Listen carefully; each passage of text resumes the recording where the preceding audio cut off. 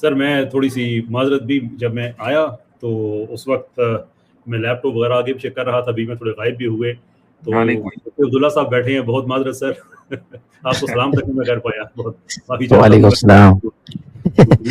کوئی عرض نہیں. بہت معافی چاہتا ہوں سر.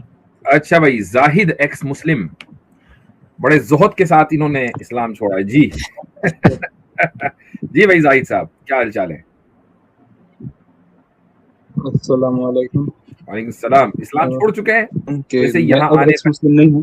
نہیں میں اب ایکس مسلم نہیں ہوں. میں اب ایکس مسلم نہیں ہوں. اب نہیں ہے. میں نے لکھا تھا جان بوجھ، میں پہلے تھا لیکن میں نے جان بوجھ کے اس کو لکھا رہنے دیا تاکہ آپ کا ایک بار اٹینشن میری طرف جائے اور آپ شاید آپ مجھے لے لیں. میں کافی پچھلے کئی مہینوں سے کوشش کر رہا تھا کہ مفتی صاحب میں نے کئی سالوں پہلے آپ کی ہی اسٹریم دیکھ کر، جب سچ والا اور یہ نیرج اتری یہ سب بہت چلے ہوئے تھے، محمد ایجاب کی جب ڈیوڈ بٹ سے ویڈیو ہوئی تھی، اس ٹائم میرے دل کے اندر کئی سارے اپنے دین کو لے کے ڈاؤٹس آ گئے تھے. کئی ساری چیزیں تھیں مجھے سمجھ میں نہیں آ رہا تھا. آپ کو دیکھنے کے بعد جو آپ کی ڈیبیٹ تھی سچ والا کے ساتھ، اور پھر میں نے محمد ایجاب کی جو ڈیوڈ بٹس کے ساتھ ویڈیو تھی، میں نے اپنے ہی کمرے کے اندر شاید مئی کے مہینے میں ہی اپنے کمرے میں واپس سے شہادت لی تھی. اینڈ میں بہت بہت شکر گزار ہوں آپ کا، جو بھی آپ نے میری لائف کے اندر کنٹریبیوشن کرا. اس وقت میرے ہاتھ کانپ رہا ہے آپ سے بات کرتے وقت، میں اپنا فون پکڑا ہوا ہوں. میں جتنا شکریہ کروں آپ کو اتنا کم ہے. بہت بہت شکریہ جو آپ نے میری لائف کے اندر کنٹریبیوشن کرا ہے. اور میرے کچھ آپ کو اصل اللہ تعالیٰ کا شکر ادا کرنا چاہیے. ہماری کوئی اوقات نہیں ہے، ہم بندوں کا کیا ہے. ہم نے تو جو کچھ سیکھا کتابوں میں پڑھا اور اپنے بڑوں سے سیکھا وہ یہاں بیان کر دیا. لیکن یہ اللہ کا فضل ہے کہ اس نے آپ کو ہم تک پہنچایا. ہماری ویڈیو سامنے آ گئی. یہ بھی تو ہو سکتا تھا نا کہ ویڈیو سامنے نہ آتی. تو اس میں صرف اور صرف اللہ تعالیٰ کا فضل ہے. اسی کا شکر ادا کرتے رہے، اسی کی عبادت کریں، اور جب جب نماز پڑھیں تو اس بات پہ شکر ادا کریں کہ اس نے آپ کو توفیق دی ہے واپسی کی، اس نے آپ کا ہاتھ تھاما ہے. جی بالکل. مفتی صاحب میرے کچھ سوال تھے. پہلا سوال، میں اب دین کو اپنے بہت سیریسلی ایک بار پڑھنا چاہتا ہوں، کیونکہ اسلام کو قبول واپس سے کرنے کے بعد ایک بار میں بھٹک گیا تھا واپس سے کچھ چیزوں کی وجہ سے. مطلب میں دین سے نہیں بھٹکا تھا، میرا پورا اب یقین ہے کہ اللہ تعالیٰ کا جو دین ہے وہ ایک دم صحیح ہے، میرے اس سے کبھی ایمان ڈگمگایا نہیں. بٹ میں اب اپنے دین کو سیریسلی پڑھنا چاہتا ہوں. میں کچھ گائیڈنس کے لیے آپ کے پاس آیا ہوں. پہلا عقیدے سے لے کر میرا ایک ہے، کیونکہ پچھلے خاص کر ان 2-1 سالوں کے اندر جو ایران کے ساتھ وار ہوئی اور 2-3 چیزیں اور ہوئی ہیں، اس کے اندر عقیدے کو لے کر کئی ساری میرے ذہن کے اندر کئی سارے ڈاؤٹس ہیں. میں ادھر ادھر جاتا ہوں اینڈ مجھے ہر کسی سے ایک دوسرا اوپینین سننے کو مل رہا ہے. میں جیسا مجھے آپ کا معلوم ہے آپ دیوبند سے ہیں، تو وہاں پہ ماتوریدی عقیدہ جو ہے وہ کافی زیادہ فالو کرا جاتا ہے. میں ایک عقیدے کو فالو کرنا چاہتا ہوں تاکہ میں ایک دم اپنے دین کو پرفیکٹ کر سکوں. اور یہ میرا پہلا وہ ہے کہ آپ اتھری ماتوریدی یا پھر اشعری عقیدے کو لے کر ایک بار آپ مجھے گائیڈنس دے سکیں اور مجھے بتائیں کہ کون سا سورسز میں پڑھنا شروع کر سکتا ہوں جہاں سے میں سیکھ سکتا ہوں اپنے دین کو. وہ عقیدہ بھی یہ عقیدے کی ڈفرینٹ انٹرپریٹیشنز ہیں. آپ کے لیے جو عقیدہ سب سے زیادہ سمجھنا، پڑھنا اور اس کے علماء سے سیکھنا آسان ہو، اسی کو آپ اختیار کر لیں. میں ہرگز یہ نہیں کہوں گا کہ آپ ماتوریدی بن جائیں، کہ اشعری بن جائیں، کہ اثری بن جائیں، چونکہ میرے نزدیک کیا ہم سبھی کے نزدیک تینوں برابر ہیں. تو جس میں آپ کو سہولت لگتی ہو، سہولت کا مطلب کیا ہے، آپ کے ارد گرد کے جو علماء ہیں وہ آپ کو مثلا اثری جو انٹرپریٹیشن ہے وہ بیان کر رہے ہیں، آپ اس کو ایکسپٹ کریں. کیا مسئلہ ہے؟ اشعری کر رہے ہیں، ماتوریدی کر لیں. جب میں باہر کے، جیسے میں شیخ ہیں، میں ان کا نام نہیں لوں گا، وہ کوشچن آنسر سیشنز لیتے ہیں، وہ سعودی کے ہیں انڈونیشیا کے، بٹ سعودی کے اندر لے کے رہتے ہیں. حکیم جی تو وہ یہی چیز کہتے ہیں کہ ماتوریدی اور اشعری جو ہوتے ہیں وہ ڈیوینٹس ہوتے ہیں. تو اور یہ ان 72 سیکٹس کے اندر سے ہیں جو شاید جنت کے اندر داخل نہیں ہوں گے. تو میں اس چیز سے ڈرتا ہوں کہ میں نے اتنی کوشش کری اور اس کے بعد بھی جہنم کے اندر چلے گئے. تو میں عقیدے کو ایک بار اپنے بہت سیریسلی لے کے پڑھنا چاہتا ہوں. میں اس میں بہت زیادہ کنفیوز ہوں اس وقت. دیکھیں آپ کو میں ایک مشورہ دوں، دو باتیں کہوں گا. ایک بات تو یہ کہ اگر اللہ تعالیٰ کو آپ چاہتا کہ آپ گمراہی رہیں تو وہ آپ کو ہم تک نہ بھیجتا. پہلی بات تو یہ، یعنی جب اس نے گمراہی سے نکالا پھر بھی گمراہوں کے پاس ہی بھیجا، یہ کیا بات ہوئی؟ پھر تو صحیح لوگوں کے پاس بھیجے گا نا وہ. ایک بات. دوسری بات، آپ اثری ہی بن جائیں، وہی زیادہ بہتر ہے. جی لیکن اثری بننا ہے اور دوسروں کو ڈیوینٹ نہیں سمجھنا ہے. اصل بس یہاں آ کر اختلاف ہو جائے گا. ہم تو اثری کو ڈیوینٹ نہیں کہتے، ہم تو اثری کو کہتے ہیں وہ اہل سنہ کا حصہ ہے. ایسے ہی اشعری ماتوریدی کو بھی ہم اہل سنہ کا حصہ مانتے ہیں. اسلام میں جتنی ممکن ہو تفریق میں کمی کرنی چاہیے. میں یہ نہیں کہہ رہا ہوں کہ کوئی بھی آدمی منکر ہے، کوئی بھی الٹا سیدھا کچھ بھی کہے اس کو مان لو، نہیں، میں یہ نہیں کہہ رہا ہوں.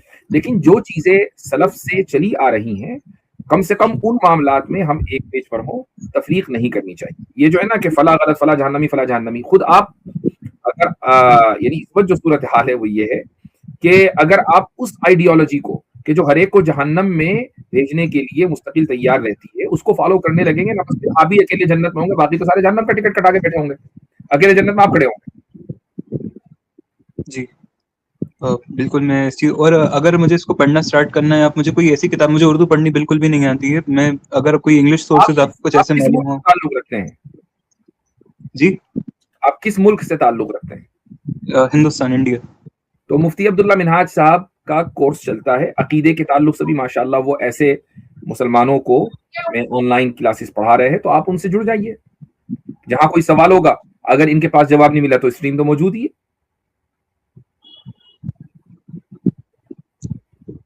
مفتی صاحب شاید آپ کا کنیکشن، میرا کنیکشن خراب ہو گیا. میں یہ کہہ رہا ہوں مفتی عبداللہ منہاج صاحب سے آپ جڑ جائیں، وہ کچھ کورسز پڑھاتے ہیں عوام الناس کے لیے بہت آسان انداز سے، تو آپ ان سے جڑ جائیں. اگر کہیں سوال ہو تو ان سے سوال کر لیجئے، اگر جواب نہ ملے تو میرے یہاں اسٹریم تو ہے ہی. جی بالکل انشاءاللہ. اور میرا دوسرا سوال اس چیز سے لے کے، یہ میرا سوال نہیں ہے، یہ میرے ایکچولی میں ٹیلی گرام پہ کچھ جگہوں پہ گیا تھا تاکہ میرے اندر ایک کیڑا آ گیا تھا، میں دعوت تھوڑا سا اپنے لوگوں کو اپنا ایکسپیرینس بتاؤں جو ایکس مسلم کمیونٹیز بن کے رکھی ہوئی ہیں ٹیلی گرام پر، تو میں بس دیکھنے کے لیے گیا تھا. تو وہاں پر یہ جو جزیہ والی ابھی ٹاپک چل رہا تھا، بس یہ ایک اکیلی چیز ہے جس کے میں ایسا نہیں ہے اس کے اوپر میرا کوئی ڈاؤٹ ہے، میرا کوئی ڈاؤٹ نہیں ہے. اس کا قرآن کے اندر جو لکھا ہے میں اس کو ایز اٹ از لیتا ہوں، میرا اس پہ کوئی وہ نہیں ہے، اوپینین میں اپنا نہیں رکھتا اس کے اوپر. بٹ میں اس کا جواب، جیسے انہوں نے جزیہ کے اوپر یہ بول رہے تھے کہ جزیہ کے جو تھا وہ ہیومیلیٹ کرنے کے لیے لیا جاتا تھا، دوسروں کو جو غیر مسلمان ہوتے تھے ان کو ہیومیلیٹ کرنے کے لیے لیا جاتا تھا. اور اس کے لیے انہوں نے ابن کثیر کی جو پوری کی پوری ان کی تفسیر تھی وہ انٹرنیٹ سے وہ اٹھا کر، کوئی سی ویب سائٹ ہوتی ہے وہاں سے اٹھا کر وہ ایسے دکھاتے ہیں. میرے پاس اس کا جواب نہیں ہے، اگر وہ ہیومیلیشن کے لیے ہے اس کے پیچھے کا مجھے کوئی نالج نہیں ہے. اور جب میں نے اس کو پڑھ کے دیکھا، جب میں نے ری چیک کرا، تو وہ ایز اٹ از جیسا انہوں نے کہا تھا وہ 2-3 ویب سائٹس میں ویسا ہی لکھا ہوا تھا. تو اس کے اوپر، اور ایک دوسری چیز جو میرا ایک ہندو دوست نے، ٹھیک ہے، میں اصل اس کو دیکھنا چاہیے کہ قرآن میں، حدیثوں میں کیا لکھا ہوا ہے. بعد کے اسکالرز بہت سی مرتبہ کچھ روایتیں، تاریخی روایتیں ذکر کرتے ہیں. ان تاریخی روایتوں سے بظاہر کوئی نیریٹو سیٹ نہیں ہوتا ہے، جو بنیادی فریم ورک ہے اس پر فرق نہیں ہوتا ہے. میں آپ سے ایک سوال کرتا ہوں، آپ انڈیا میں رہتے ہیں اور یقیناً جو وہاں کا ٹیکس لا ہے اس کو مانتے ہیں یا نہیں مانتے؟ جی بالکل ماننا پڑے گا. ٹیکس مانتے ہیں، اور ماننے کا مطلب یہ نہیں کہ وہ آپ اس کو اپنے عقیدے کا جز سمجھتے ہیں. ماننے کا مطلب یہ کہ کوئی بھی ملک اس کا نظم و نسق چلے گا ہی اسی طریقے سے جب وہاں ٹیکس کا نظام ہوگا. اگر ٹیکس کا نظام نہیں ہوگا تو وہاں کا نظم و نسق نہیں چل پائے گا. تو اس لیے ہندو ہوں کہ مسلمان، وہ ٹیکس ان کو دینا پڑے گا اگر وہ ٹیکس بریکٹ میں آتے ہیں. پہلی بات یہ. دوسری بات یہ ہے کہ حکومت کے سامنے آپ اپنے آپ کو سبمسو مانتے ہیں یا نہیں؟ آپ یہ سمجھتے ہیں کہ حکومت کے سامنے ہمیں سبمیشن کرنا چاہیے یا نہیں کرنا چاہیے؟ سبمیشن ان دی سینس کہ مطلب اگر حکومت نے کوئی قانون بنایا، آپ مانیں گے کہ نہیں مانیں گے؟ جی مانوں گا مانیں گے. یہ جو ماننا ہے، بنایا حکومت نے، مان رہے آپ، یہ ماننا ہی تو سبمیشن ہے نا. جی سبمیشن کے بغیر کیا کوئی نظام چل سکتا ہے؟ نہیں چل سکتا. اچھا، اس سبمیشن میں بعض مرتبہ ایک انسان اپنے آپ کو ہیومیلیٹ محسوس کرتا ہے، لیکن وہ اس ہیومیلیشن کو جسٹیفائی کرتا ہے. مثلا آپ انڈیا میں رہتے ہیں، بہت سے قوانین آپ کے اعتبار سے نہیں بنتے، ٹھیک ہے، آپ کا مطلب مسلمان نہیں ہے. یہاں پر جو 36% لوگوں نے اگر موجودہ گورنمنٹ کو ووٹ دیا ہے تو اس کا مطلب یہ ہوا کہ مور دین 60% لوگوں نے ووٹ نہیں دیا. جی مور دین 60% لوگوں کی مرضی کے اگینسٹ جا کر بہت سے قوانین بنتے ہیں، لیکن مانتے تو سبھی ہیں نا. جی اچھا، حالانکہ دل نہیں چاہ رہا ہے، دل نہ چاہنے کے باوجود زبردستی ماننا، آپ کو نہیں لگتا کہ اس میں کچھ نہ کچھ کسی لیول کی ہیومیلیشن ہے؟ لیکن ہم اس ہیومیلیشن کو جسٹیفائی کر رہے ہیں. بالکل صحیح کہہ رہے ہیں آپ، ہے نا. تو جیسے ہی آپ سبمیشن کریں گے ہیومیلیشن فوراً آ جائے گی. لیکن کسی ہیومیلیشن کو آپ جسٹیفائی کرتے ہیں، کسی ہیومیلیشن کو آپ جسٹیفائی نہیں کرتے ہیں. مثلا ایک آدمی آپ کے محلے میں رہتا ہے، آپ کا دوست ہے، رشتے دار ہے، وہ آپ کو ہیومیلیٹ کرتا ہے، آپ اس کو جسٹیفائی نہیں کریں گے. کیوں بھائی؟ تو ایسا ہی ہے جیسا میں ہوں. تو محض اس بنیاد پر کہ تیرے پاس پیسہ زیادہ ہے تو مجھے ہیومیلیٹ کیسے کر سکتا ہے؟ تیرے پاس کوئی اتھارٹی نہیں ہے. تو دیکھیں، آپ نے کہا تیرے پاس اتھارٹی نہیں ہے، पैसे की बुनियाद पर कोई अथॉरिटी नहीं होती तो दूसरे को ह्यूमिलिएट नहीं करता, ये वो ह्यूमिलिएशन है जिसको जस्टिफाई नहीं किया जा सकता। लेकिन जैसे ही अथॉरिटी होगी, आप उस ह्यूमिलिएशन को, अथॉरिटी के सामने जो होने वाली ह्यूमिलिएशन उसको जस्टिफाई करेंगे कि नहीं करेंगे? बिल्कुल। तो हर ह्यूमिलिएशन बुरी नहीं है, जस्टिफाइड ह्यूमिलिएशन ठीक है, नॉन जस्टिफाइड ह्यूमिलिएशन बुरी है। अब गवर्नमेंट जब होती है उसके सामने लोगों को, चाहे वो मुसलमानों के गैर मुस्लिम, हर एक को ह्यूमिलिएट होना है, वरना गवर्नमेंट चलेगी नहीं, स्टेट चलेगी नहीं, रियासत चलेगी नहीं, ये ह्यूमिलिएशन जस्टिफाइड है। तो ऐसे ही जो गैर मुस्लिम इस्लामी गवर्नमेंट को जिजिया देते थे, वो जिजिया इसलिए देते थे चूंकि ये उनके ऊपर फोर्स किया जाता था, उन्होंने मानना पड़ेगा, अगर रहना है तो टैक्स देना पड़ेगा, नहीं टैक्स देना है तो भाई जमीन बहुत बड़ी है, कहीं भी चले जाओ। लेकिन उन्होंने चूज किया कि नहीं, हम इसी जमीन में रहेंगे। इसका मतलब ये कि उन्होंने सबमिट किया। अब वो जो कुरान करीम की आयत है कि हत्ता युअतुल जिज़यत अन यदिन वहुम सागिरून, सूरह तौबा में है कि यहां तक कि वो जिजिया दें अपने हाथ से, वहुम सागिरून।